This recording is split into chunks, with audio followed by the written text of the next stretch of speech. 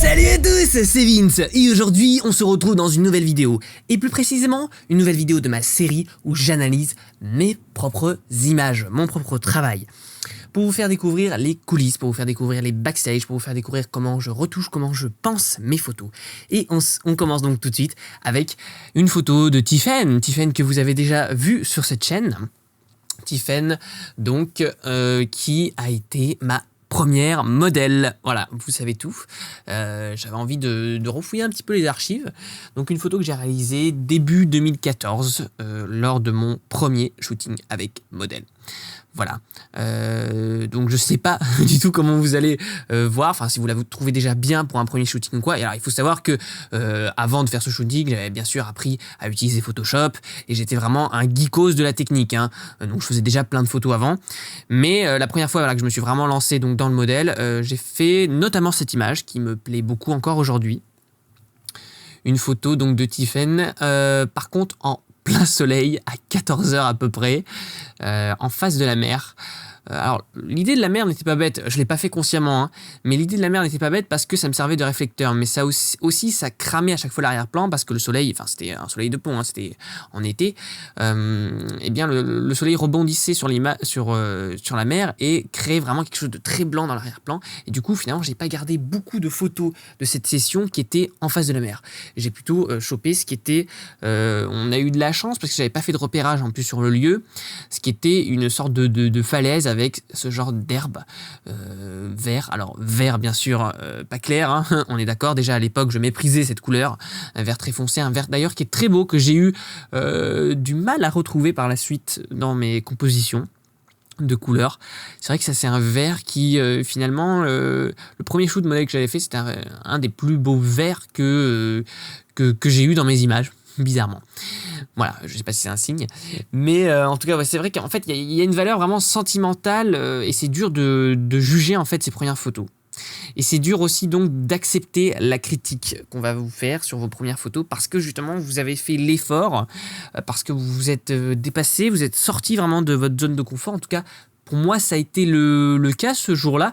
Alors Tiffen, donc c'est une de mes meilleures amies, donc voilà, il n'y avait pas de jugement en fait. Je m'étais dit dès le départ, bah, c'est pas grave en fait si je pars shooter des modèles, une modèle, puisque en l'occurrence c'est ma meilleure pote. Donc de toute façon, peu importe la qualité de photos que je lui rendrai, elle sera quand même contente et elle dira que c'est bien pour me faire plaisir. Et j'ai eu de la chance parce que ça s'est pas trop mal passé.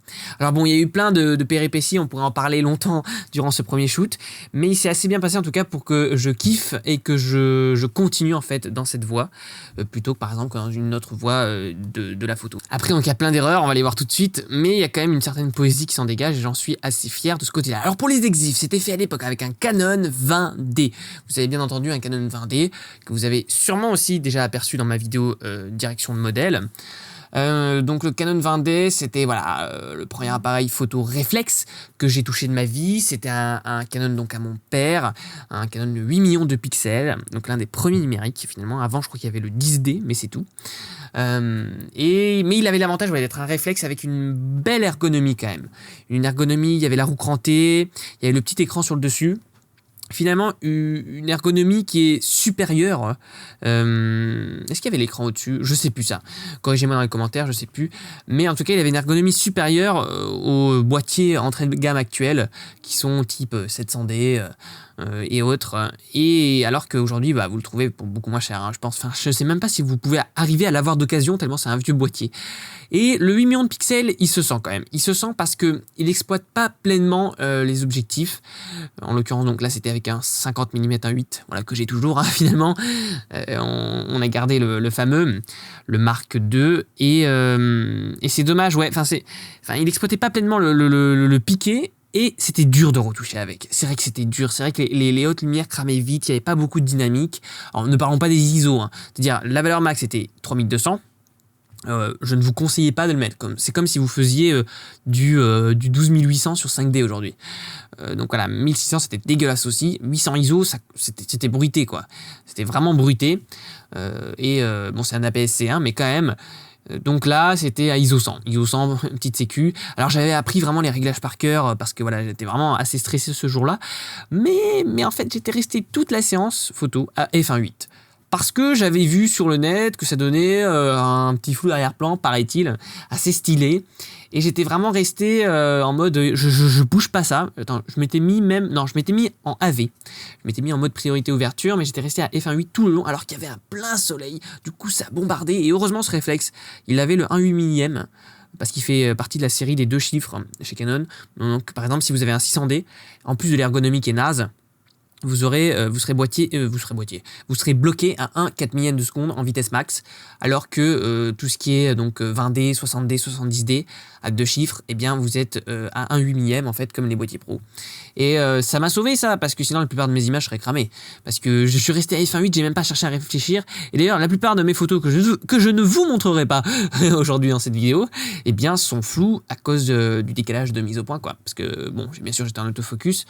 Mais bon, ça c'est pas vraiment le problème, mais tout le temps à 1.8 et quand je me rapprochais du sujet, enfin c'était un petit peu gênant. Enfin bon, ça c'était pour la petite backstory technique. Et alors je vais vous montrer la photo de départ et on sent là vraiment, le manque de richesse en fait, le manque vraiment. Bon, alors déjà le point n'est pas bien fait, mais ça à la limite c'est pas grave, on va voir où le point était fait. Ouais, il était fait par là, hein, on sait pas pourquoi. Peut-être qu'il avait aussi un décalage de front de focus ou je ne sais quoi. Je l'ai retouché un petit peu cet été et c'est vrai qu'il manquait un petit peu. Le boîtier, je parle, il manquait un petit peu encore de. Bah voilà, hein, c'est un 8 millions de pixels, c'est un vieux truc quoi. Mais en l'occurrence, il fait le taf et ça m'a permis de commencer la photo, donc en cela, je le remercie. Et donc voilà, on voit qu'il manque un peu de texture. Le style d'image, je crois que je l'avais réglé en neutre. Pas con, pour vraiment pas brûler les. Bon, quoique en gros ça change pas grand chose. Ah non, on peut pas faire de vidéo avec le 20D non plus. C'est pour ça, après que j'ai acheté 60D en fait, parce que le 20D pouvait pas faire de vidéo. Et voilà, on est en plein cagnard. Alors ça rend bien en fait parce que ça découpe les ombres ici. Je pense que c'est pas volontaire, hein. Et puis d'ailleurs, ouais, ça pue l'aberration chromatique partout. Et alors à l'époque, c'était pas du tout voulu. Et en plein cagnard, et j'avais rapporté mon réflecteur, Latzolite 101 cm. L'énorme truc. Je lui ai dit, regarde, j'ai du matos. J'ai posé les sacs, en plus, sac photo là. Est-ce que je l'avais déjà le Vanguard? Ouais. Donc j'ai un sac photo Vanguard noir qui me sert bien depuis très longtemps. Donc je pense que je l'avais. En plein cagnard, les filtres ils ont chauffé et tout, je vous raconte pas. En plus, ouais, donc le Latzolite, donc je l'ai sorti de son truc et j'arrivais pas en fait à le remettre. Vous savez, il y a une technique, il faut tourner la technologie Quechua là, encore une fois, ça se déplie ultra facilement et pour replier c'est trop galère. Et j'avais l'air d'un goliot quoi, qu'on se le dise.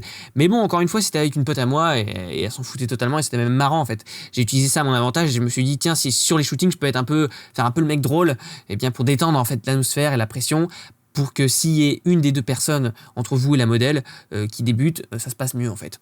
Il y a moins de pression. Donc voilà, ça c'était marrant. Donc en plein soleil, et du coup bien sûr je ne l'ai pas utilisé réflecteur, hein, parce que déjà j'essayais d'utiliser mon boîtier, et du coup c'était dur, j'avais visé trop haut en fait.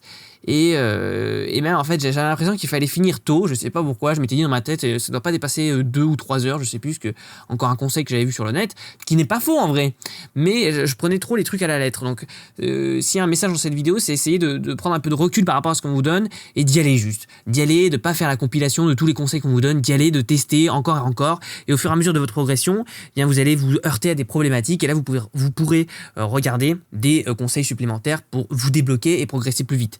Mais là, en l'occurrence, je m'étais un peu mis trop la pression. Et du coup, en plus, alors que non, justement, il fallait attendre en fait que le soleil descende un peu pour faire de plus belles images.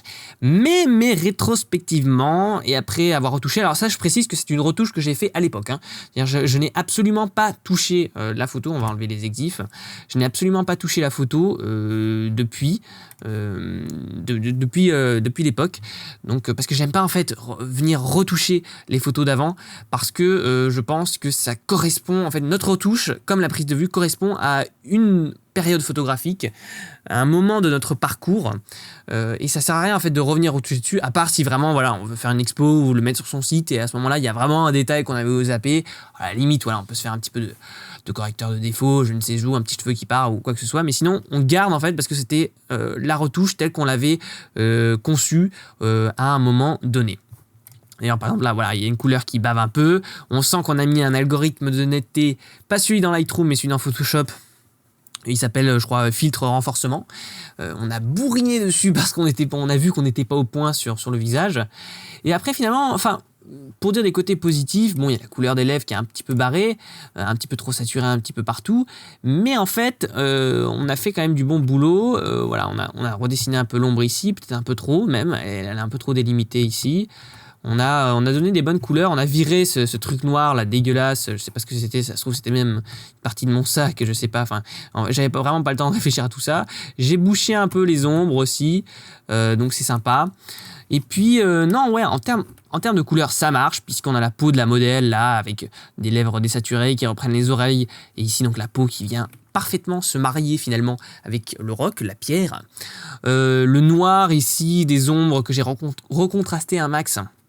Pour le coup, pour pas avoir de détails ici, pour pas que le regard se perde dans un endroit qui ne nous intéresse pas de toute façon, vient bien s'équilibrer avec donc le fait qu'elle soit brune et avec son vêtement. Donc de ce côté-là, ça rend bien. Et c'est quand même une image assez désaturée, mais qui ressort en fait à cause du vert, et on détourne un peu la chevelure du modèle comme ça. Une sorte de coupe un petit peu laissée aller, une sorte de naturel. Et il faut savoir que Tiffen, bon voilà, elle pose très bien de base. C'est un talent inné chez elle, il faut le savoir. C'est pour ça qu'à chaque fois je re-shoot avec elle, tout simplement. Mais pareil, de base, c'était la première fois qu'elle faisait un shooting. Hein. Déjà, elle m'a regardé avec des grands yeux comme ça quand je lui ai proposé, en mode « mais qui c'est ce mec ?» En mode il est chelou. Et enfin, l'expérience en tout cas est chelou, genre on n'a pas l'habitude pour un particulier comme ça de poser, en tout cas de faire toute la démarche. Voilà, on va poser pour un shooting, alors qu'aujourd'hui on fait des selfies partout, mais c'est pas le même genre de photo. Et du coup elle a quand même de l'attention et tout, et même si elle savait poser de base, quand même voilà, il y a plein de photos qui sont un peu plus ratées qu'aujourd'hui, hein, c'est normal.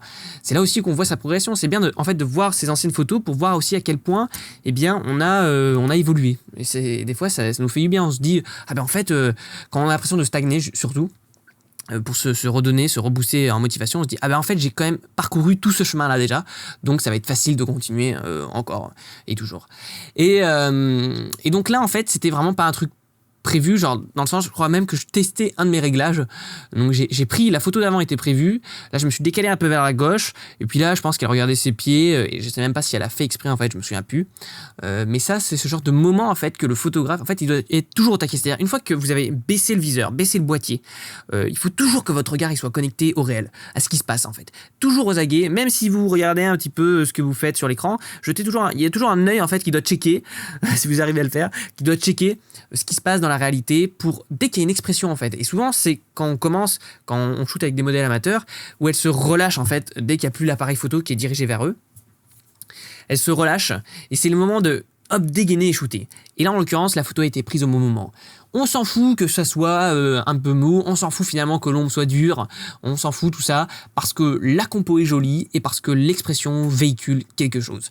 Et du coup, déjà à l'époque, j'étais fier de cette image, et c'est notamment une des photos qui m'a encouragé en fait à continuer les shootings avec modèle, et donc pour rien au monde, je la recommencerai différemment.